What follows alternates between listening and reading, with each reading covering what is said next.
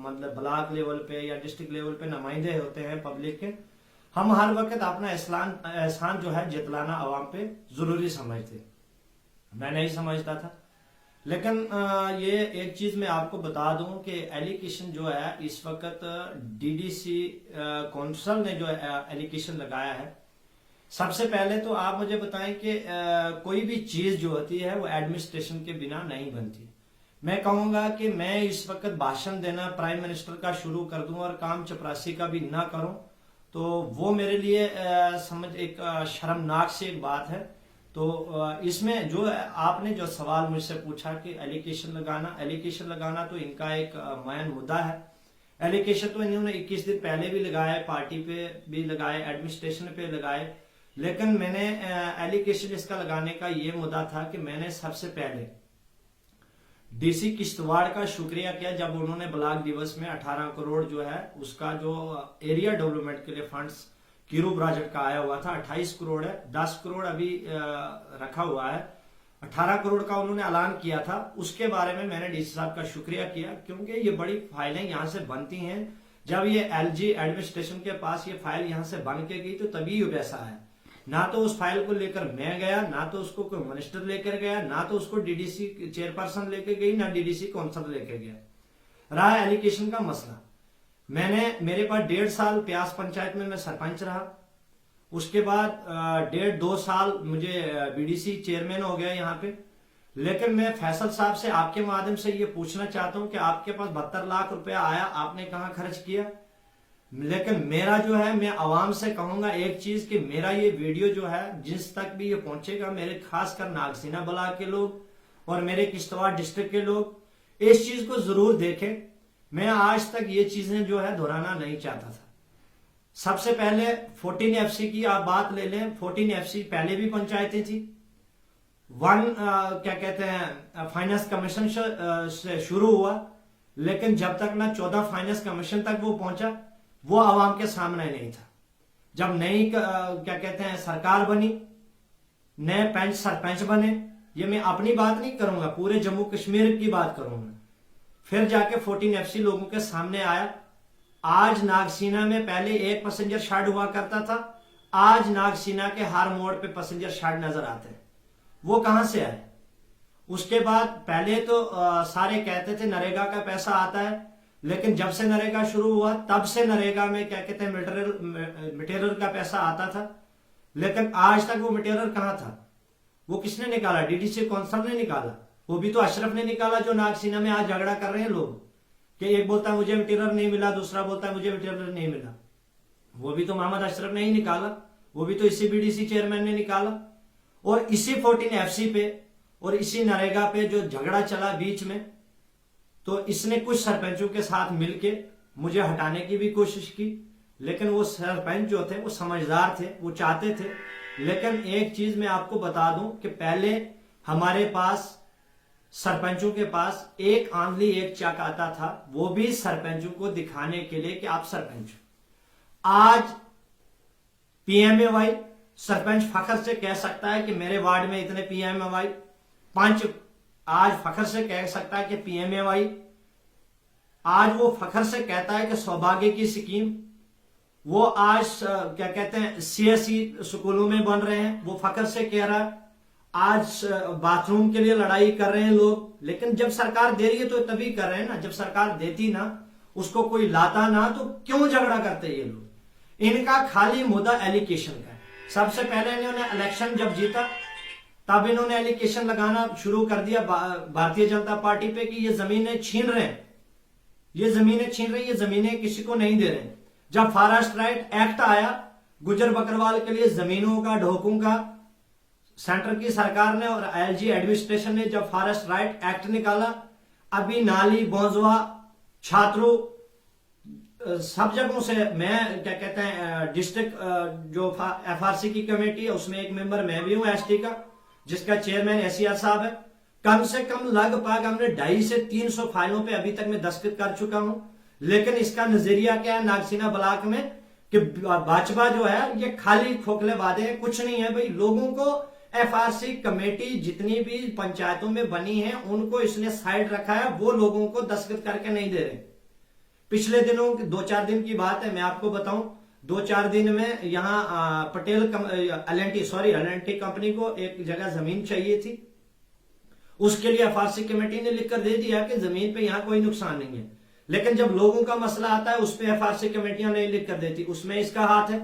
वहां पे लोगों को हकूक लेने नहीं देता है, जिसमें हकूक उनको चाहिए था। जो गुजर कम्युनिटी, बकरवाल कम्युनिटी जितने भी है, उनको फॉरेस्ट राइट एक्ट मिलते, कल वो बेचारे कहीं इस वक्त दर पे दर है, उनको जगह नहीं है, उम्र कदीम हो गई, पीढ़ी दर पीढ़ी वो जंगलात में रह रहे हैं। उसके बाद रहा हमारा जो ये इश्यू चला है, क्या कहते हैं इस पे, कीरू प्रोजेक्ट।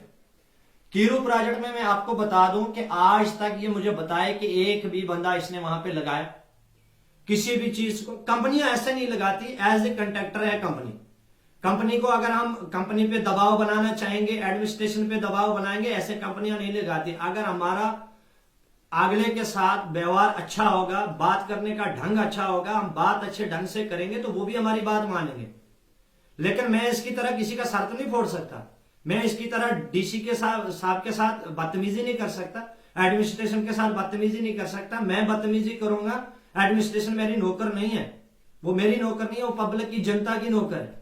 मैं उस पर दबाव बनाऊंगा, अपनी लीडरी चमकाऊंगा, वो चीज नहीं होनी चाहिए। हमने जनता का काम करना है, हमने पब्लिक को कहीं ना कहीं उनका हक दिलाना है, एडमिनिस्ट्रेशन से नहीं भिड़ना है, और हमारी तहसील की जो इंतजामिया उससे नहीं भिड़ना है, हमें कंपनियों से नहीं भिड़ना है।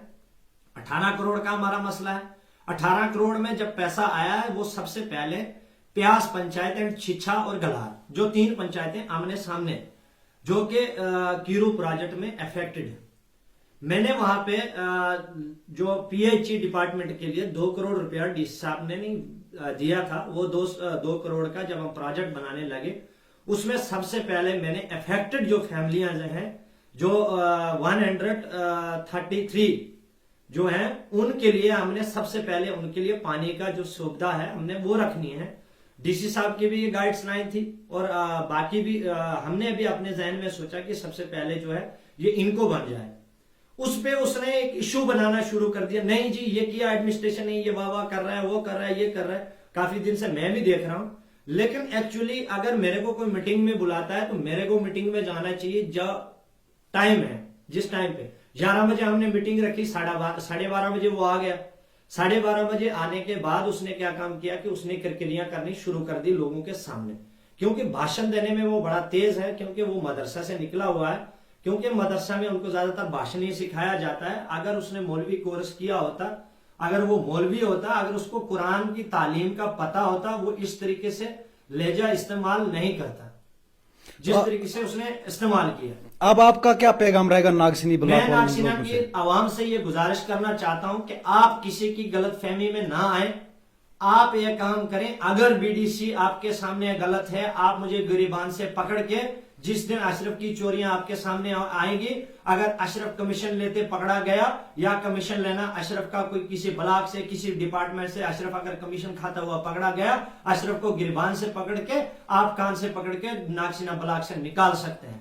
लेकिन एक चीज मैं बता दूं, जहां प्यास में अभी तक, जिस प्यास में ये नाच रहा है, एम्बुलेंस का वहां कहीं नामो निशान नहीं था। सजाद साहब होम मिनिस्टर रहे, लेकिन एम्बुलेंस क्या कहते हैं किश्तवाड़ में थी।